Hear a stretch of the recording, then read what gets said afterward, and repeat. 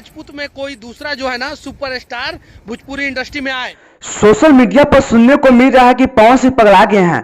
हमको भी सही लग रहा है कि पवन सिंह सच में पगला गए हैं। ये सब बोलने की वजह क्या है ये भी तो सुन लीजिए। पवन सिंह का एक गाना आता है होली का ग्लोबल म्यूजिक जंक्शन से, जैसा कि सभी को पता है कि चोलिया छोट लैला ये पहुना। गाने का लाइन है ऊपर नीचे लाइल बानी दोनों बरांड हो, फोने पर कैले रही जौवन डिमांड हो। बताइए, डिम्पल सिंह फोन करने के बाद भी कहती है कि चोलिया छोट लैला ये पहुना।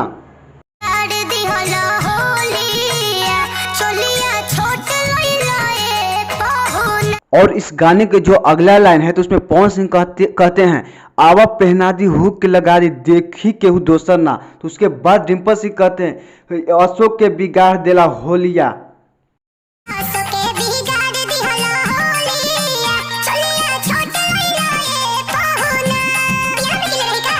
भोजपुरी के सुर के आवाज कहे जाने वाले पवन सिंह इन सब होली के सबसे कचरा गाने को लेके आए हैं। और ऐसे ऐसे गाना का प्रमोट करना सही नहीं है, क्योंकि इस बड़े बड़े सिंगरों को देखकर छोटे छोटे लोग सीखते हैं और इसी पर रेंगते हैं, जैसे कि पवन सिंह ने कहा था।